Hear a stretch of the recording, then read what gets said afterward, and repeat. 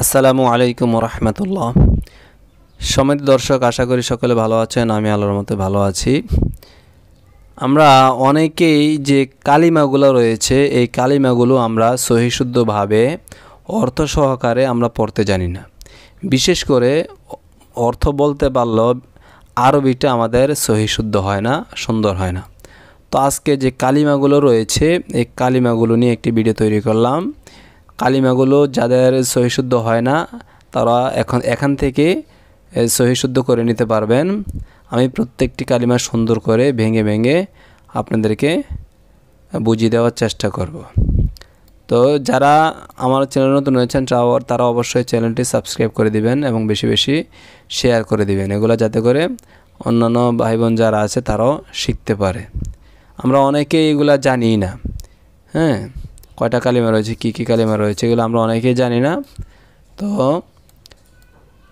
আশা করি আজকের আমার এই ক্লাসটা থেকে সবাই কালিমাগুলো শিখে নিতে পারবেন, আর কোনো ভুল হবে না, ভুল থাকলেও ঠিক করে নিতে পারবেন। এটা হলো আপনার জন্য একটি সুবর্ণ সুযোগ।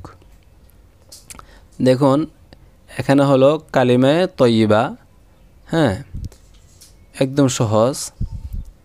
লা ইলাহা ইল্লাল্লাহু মুহাম্মাদুর রাসূলুল্লাহ। এভাবে আমরা সুন্দর করে সহিশুদ্ধভাবে আমরা উচ্চারণগুলো শিখব। আবার দেখুন, লা ইলাহা ইল্লাল্লাহু মুহাম্মাদুর রাসূলুল্লাহ। অর্থ, আল্লাহ তাআলা ব্যতীত আর কোনো মাবুদ নাই। হযরত মুহাম্মদ মুস্তাফা সাল্লাল্লাহু আলাইহি ওয়াসাল্লাম আল্লাহ তাআলার রাসূল। এটা হলো কালিমা তয়্যিবা। তারপর দেখুন কালিমা শাহাদাত। আশহাদু আল্লা ইলাহা আশহাদু আল্লা ইলাহা। এখানে 100%-এর ভিতরে মনে করেন 99% মানুষ এই জিনিসটা ভুল করে থাকে। সেটা হলো, এখানে উচ্চারণ হলো আশহাদু, আশহাদু, আশহাদু, হাদু হবে। হ্যাঁ, আশহাদু আল্লা ইলাহা। তো অনেকে আমরা যারা জানি না, তারপরে আমরা কোন উচ্চারণটা করি? আমরা করি কি যে আশহাদু, আশহাদু বলি, অর্থাৎ সিনে উচ্চারণ দুইবার করি। এটা আমাদের ভুল উচ্চারণ। এখন উচ্চারণ হবে আশহাদু আল্লা ইলাহা। এখানে আশহাদু হবে না। এই জিনিসটা ভালো করে খেয়াল করবেন। এই জিনিসটা বেশিরভাগ মানুষের ভুল হয়। আশহাদু আল্লা ইলাহা ইল্লাল্লাহু ওয়াহদাহু লা শারীকা লাহু ওয়াহদাহু লা শারীকা লাহু ওয়া আশহাদু আন্না মুহাম্মাদান ওয়া আশহাদু আন্না মুহাম্মাদান আবদুহু ওয়া রাসূলুহু আবদুহু ওয়া রাসূলুহু। এটা হলো কালিমা শাহাদাত। আমি আবার বলে দিচ্ছি, আশহাদু আল্লা ইলাহা ইল্লাল্লাহু ওয়াহদাহু লা শারীকা লাহু ওয়া আশহাদু আন্না মুহাম্মাদান আবদুহু ওয়া রাসূলুহু। অর্থ দেখুন, আমি সাক্ষ্য দিতেছি যে আল্লাহ তাআলা ব্যতীত ইবাদতের উপযুক্ত আর কোনো মাবুদ নাই। তিনি একক, তাহার কোনো শরীক নাই। আমি আরও সাক্ষ্য দিতেছি হযরত মুহাম্মদ সাল্লাল্লাহু আলাইহি ওয়াসাল্লাম আল্লাহ তাআলার বান্দা ও রাসূল।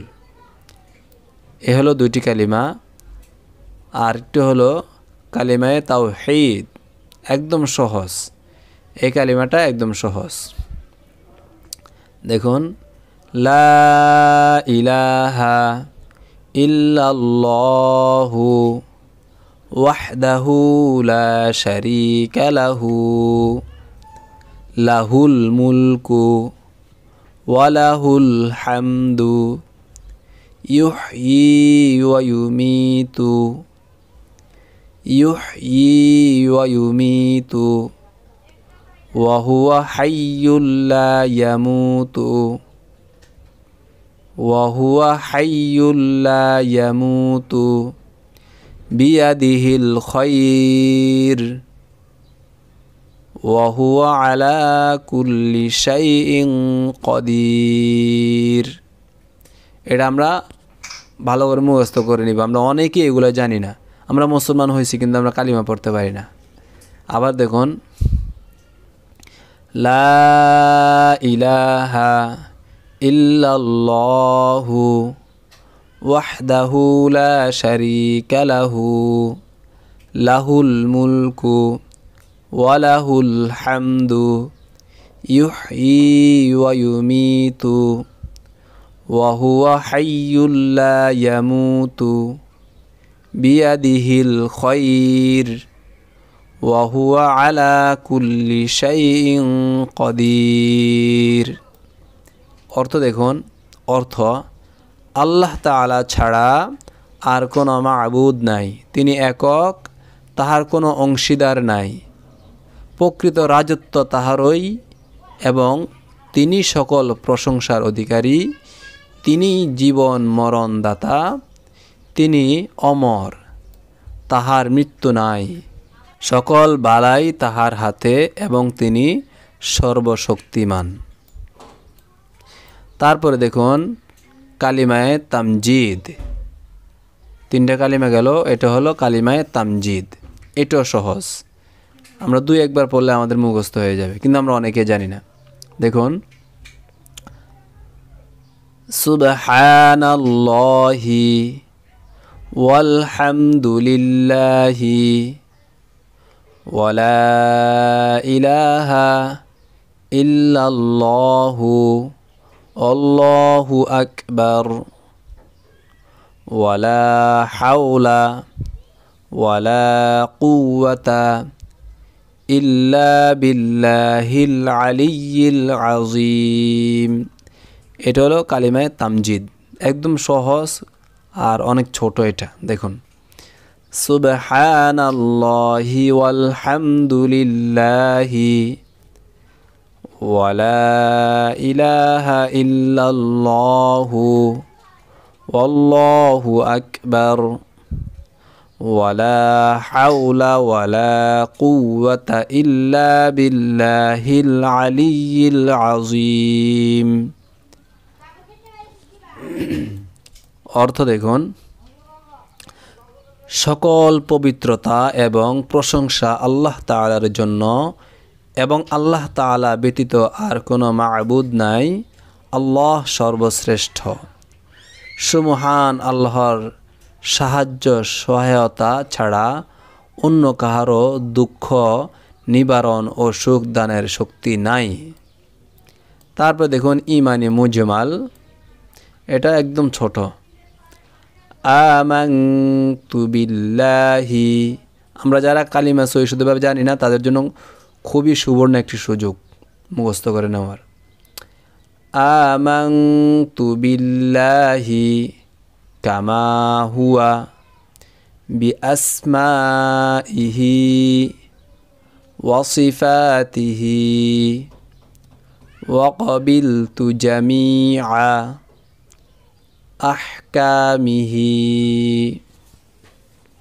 আবার দেখুন, আমানতু বিল্লাহি কামা হুয়া বিআসমাইহি ওয়া সিফাতিহি ওয়া ক্বাবিলতু জামিআ আহকামিহি।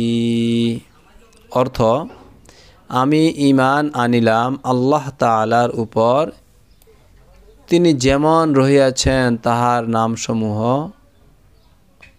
এবং গুণাবলীতে বিদ্যমান, আর তাহার সকল হুকুম আহকাম কবুল করিলাম। তারপরে দেখুন ইমানি মুফাসসল, খুবই গুরুত্বপূর্ণ একটি কালিমা, যেটার প্রতি আমাদের সকলের বিশ্বাস রাখতে হবে। কোনো একটা বিষয় যদি আমরা অস্বীকার করি তাহলে আমাদের ঈমান চলে যাবে, আমরা বেঈমান হয়ে যাব। দেখুন ইমানি মুফাসসল, আমানতু বিল্লাহি ওয়া মালাইকাতিহি, এখানে 7টা বিষয়ের কথা বলবে। এই 7টা বিষয়ের প্রতি অবশ্যই বিশ্বাস রাখতে হবে, হ্যাঁ, আর নয়তো আপনার ঈমান থাকবে না। আমানতু বিল্লাহি ওয়া মালাইকাতিহি ওয়া কুতুবিহি ওয়া রুসুলিহি ওয়াল ইয়াউমিল আখিরি ওয়াল কদরি খায়রিহি ওয়া শাররিহি মিনাল্লাহি তাআলা ওয়াল বা'সি বা'দাল মাউত। আবার দেখুন ইমানি মুফাসসল, আমানতু বিল্লাহি ওয়া মালাইকাতিহি ওয়া কুতুবিহি ওয়া রুসুলিহি ওয়াল ইয়াউমিল আখিরি ওয়াল কদরি খায়রিহি ওয়া শাররিহি মিনাল্লাহি তাআলা ওয়াল বা'সি বা'দাল মাউত। এটা অর্থ হলো আমি ঈমান আনিলাম আল্লাহ তাআলার উপর, অর্থাৎ 7টা বিষয়ের উপর আমি ঈমান আনিলাম। এখানে 7টা বিষয় কি কি সেটা বলবে। প্রথম হলো আল্লাহ তাআলার উপর, দ্বিতীয়তে তার ফেরেশতাগণের উপর, 3 নম্বরে কিতাব সময়ের উপর, 4 নম্বরে রাসূলগণের উপর, 5 নম্বরে কিয়ামতের দিনের উপর, 6 নম্বরে ভালো মন্দ তাকদীরের ভালো মন্দের উপর, এবং 7 নম্বরে মৃত্যুর পর পুনরায় জীবিত হওয়ার উপর। এই 7টা বিষয়ের উপর আমাদেরকে অবশ্যই বিশ্বাস রাখতে হবে, মান রাখতে হবে। আর যদি আমরা বিশ্বাস না করি, বিশ্বাস না রাখি, তাহলে আমাদের ঈমান চলে যাবে, বরবাদ হয়ে যাবে।